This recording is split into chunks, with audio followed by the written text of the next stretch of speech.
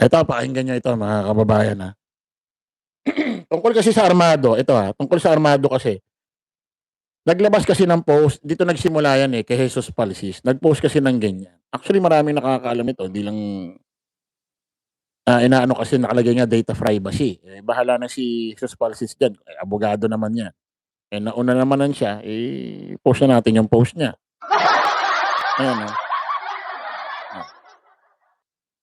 May nakalagay kasi data privacy. Actually, nakaraan pa namin nakikita yan. Attorney Israel, ayan o. Attorney Israelito Torion, kasi sabi niya hindi raw armado. Senator Bato is not armed and dangerous. Ngek. Anong hindi armed and dangerous? Yan si Bato. Tapos may 118 registered firearms, both short and long firearms. Dami yun. Grabe. Gagawin ni Bato dito? Ba't ganito karaming baril? Anong gagawin niya dyan? Yung mga presyo ba to?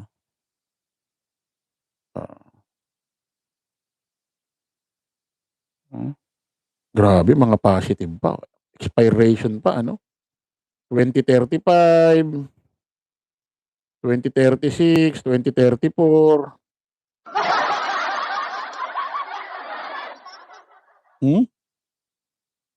Grabe, ang dami Ano kayang gagawin ni Senador Bato de la Rosa dyan? Ito ang matindi.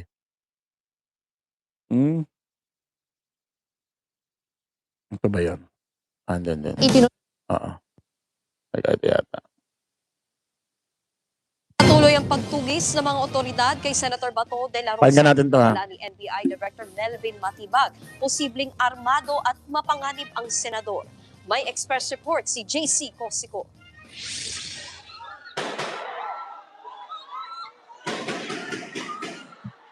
Pagkatapos ng barilang yan sa Senado noong May 13 huling nakita si Senator Ronald Bato de la Rosa. Ngayon, ipinaaresto na siya ng Department of Justice matapos ibasura ng Korte Suprema ang hiling niyang temporary restraining order laban sa arrest warrant ng International Criminal Court. Ang National Bureau of Investigation hindi inaalis ang posibilidad na armado si de la Rosa, lalo't dati siyang PNP chief.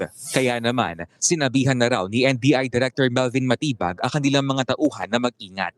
It's one of the major concern kasi nga galing siya sa law enforcement, so he knows how the law enforcement officers behave, kung paano siya itatrack or hahanapin.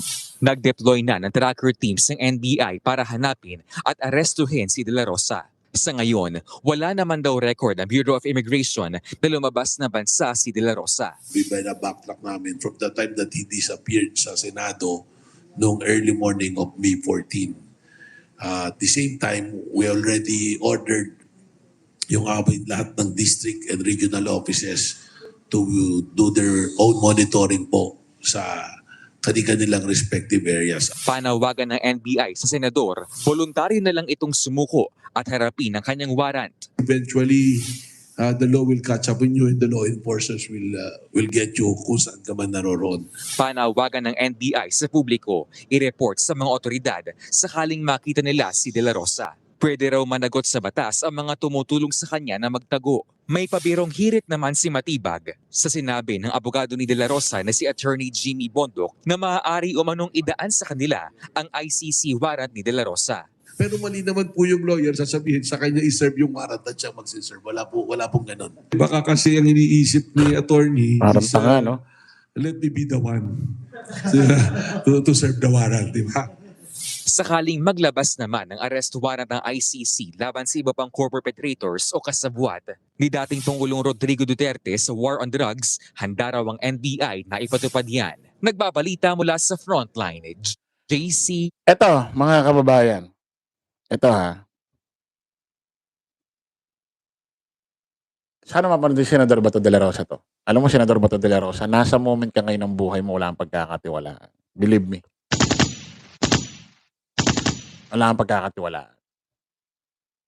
Mangyayari niyan, nako, baka di mo masabi. Di mo masabi kapag na-realize ng pamilya Duterte na parang inasahan mo si Digong at pinagdudusa mo mag-isa. Baka yan pa ang mag-ahas sa'yo. Press 5.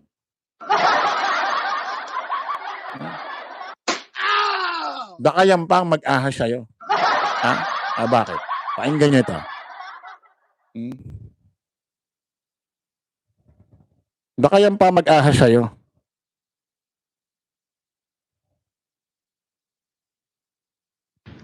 Matapos pumuslit ng Senado ni Senador Bato de la Rosa noong May 14, 3 lugar ang minomonitor ng NBI kung saan posibleng nagtatago ang senador. What I can share na without giving the specific details, there are 3 areas ngayon na amin pong talagang binabantayan. Yun. And I'm asking help from other personalities and agencies na nasa intelligence network para matulungan po kami.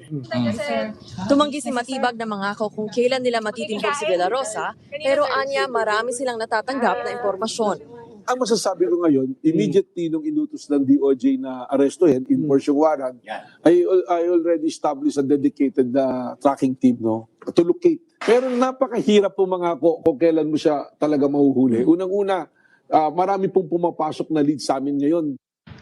Matapos pumuslit ng Senado, Nako, delikado ito, Senador Bato de la Rosa. Nako, yari ka rin. Tama, may mga tumatawag para sa kanila.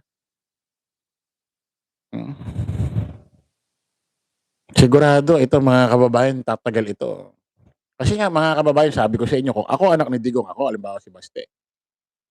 Ako si Baste, tapos napapanood ko to. Napapanood ko yung mga... Napapanood ko yung ganito. matapos pumuslit Napapanood ko yung... pakinggan nyo muna to ha. Ito Kung ako si Baste, mapapanood ko yung mga ganito, kahit naman sino. Kayong samahan si dating Pangulong Duterte sa The Hague? Yes, it would be a great honor on my part to serve the President in the remaining days of his life. Kung magkasama niya ako doon. Dahil lalo na ngayon na mula siyang kasama doon, tanda na siya. Sana kung pagbigyan ako ng ICC na ilagay kami sa mga kwarto o kaya kung pwede magkatabi lang na kwarto para maalalayan ko sana siya habang nandun siya.